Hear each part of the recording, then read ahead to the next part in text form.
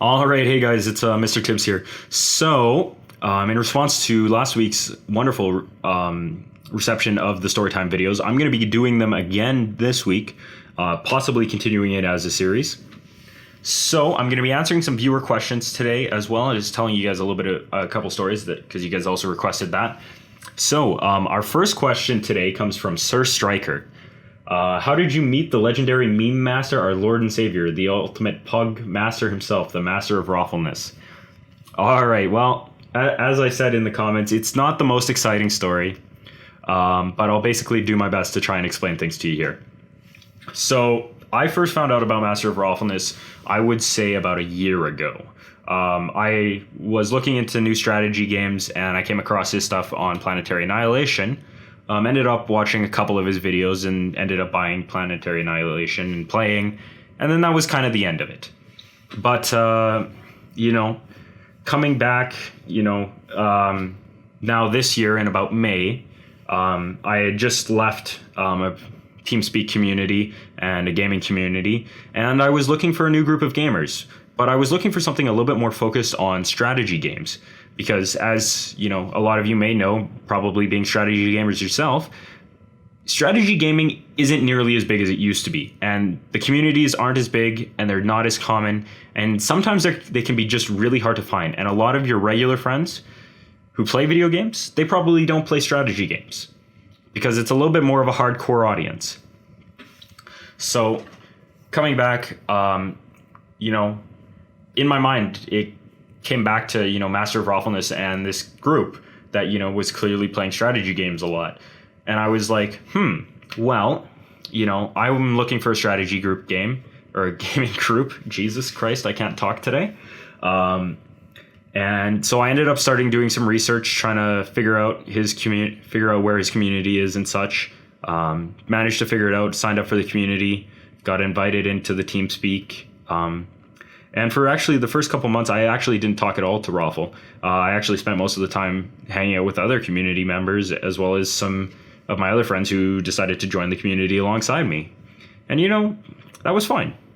I was enjoying myself, getting into a lot of strategy gaming. It actually wasn't until about the middle of June, I believe, that somebody invited me to go play StarCraft. And it just so happened that Raffle was there with them. And so that's how that ended up happening, which was very exciting. No, I'm kidding. It wasn't that exciting. It's like, oh my God, it's my senpai. No, I'm kidding. Oh, kill me now. No, so basically that's the story of how I met Raffle. It's not nearly as exciting as you might think. So the other request that I had from you guys, let's take a look here. So, a gentleman by the name of Demas BDHS asked to hear some more crazy stories. Well, a lot of my crazy stories kind of revolve around film and film production. Now, this particular story comes from the set of Red Can, a film that was shot locally around my area and which I worked as a production assistant on. It was about a 7-day shoot, and we were on about day 5 of 7, and, everybody was getting pretty tired, and it was just, it'd been a long week with a lot of delays and production issues and stuff, but that's kind of to be expected with film productions as, that's kind of just the nature of things. Things, often don't go right, and you have to improvise, unfortunately. But, me and the producer of the film were actually heading out to one of the locations that we were shooting at, which was a railroad crossing out in the middle of, buttfuck nowhere. And we had stopped by in a town, picked up some stuff that we needed because we needed some more supplies. And as we were driving out to this location, it was so far out into the middle of nowhere that we were all on gravel roads, and, we were driving, and the GPS asked us to take, a turn down a road.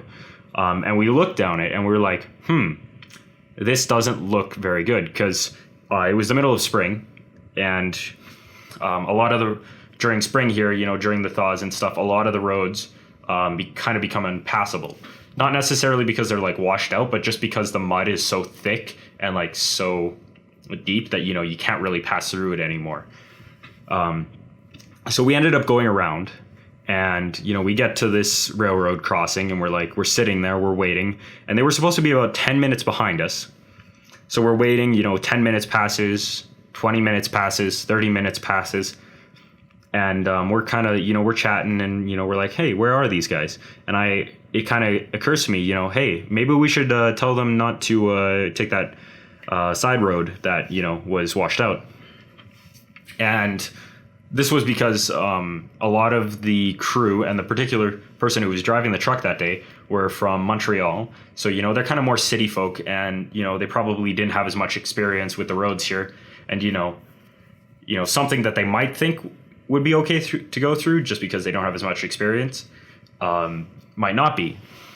And I kid you not, right after I said that, we got the call that they got in the production truck with our production trailer, which was full of, thousands and thousands of dollars of equipment, stuck in the mud in that particular spot, which we had passed by and said, no, we can't go down that road. So, that being said, we drive on over back, and the truck is, they didn't get stuck a little bit, they clearly tried to go through, and, they're a good, 200-300 feet into the actual mud, because, it's quite a ways. And so we're all like, well, shit. Because, now we're going to be delayed by like a day or something if we can't get stuff out. So I just gave up.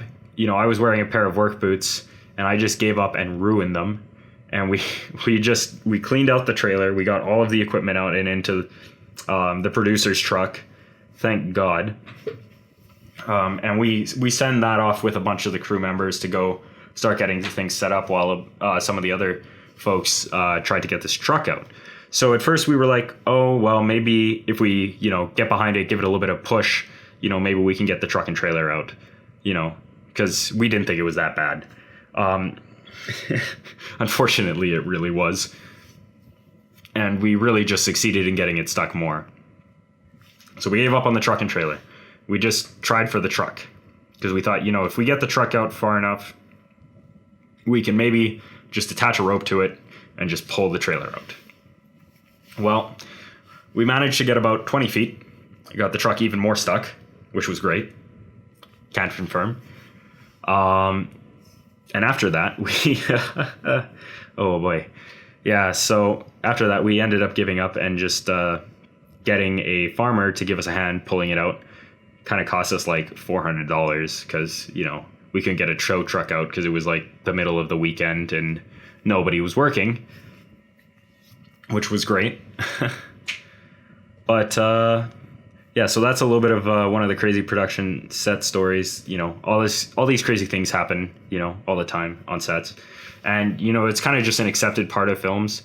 It's not necessarily the very worst story that's ever happened, talking about, like some of the bigger movies where people have died or,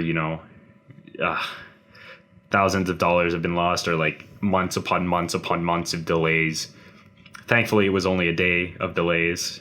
And, there really wasn't that much damage. I got in shit with like the director's father because, it was like his truck that they were using.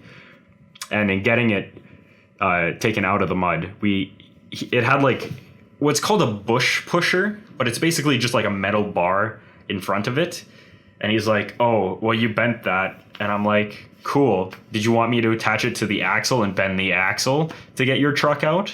No, I didn't think so. Sorry. Oh yeah, and if that guy is listening, well, yeah, I can't really take it back now, but basically, yeah, it was either get the truck pulled out or leave it stuck there. And we went for the more reasonable option. So we got the truck out, which was great. but we ended up leaving the trailer there overnight. Thankfully, because it was spring, they were able to leave just really, really early in the morning the next day and pull the trailer out with the truck, just because the ground was frozen. Because often during the spring here, it'll drop back down below zero, and all of that will freeze. So they managed to get it out, thank goodness. But everything was covered in mud afterwards, and I was digging. I had to abandon my boots after that. They just went in the trash that night because it just wasn't worth it. So so that's kind of story time for today. If you guys enjoyed the video, feel free to leave a like, and if you'd like to ask any more questions or have any more, if you want to have any more suggestions or suggest any topics for the videos, feel free to comment them down below. And if you really, really enjoyed the video, I'd really appreciate it if you guys subscribed.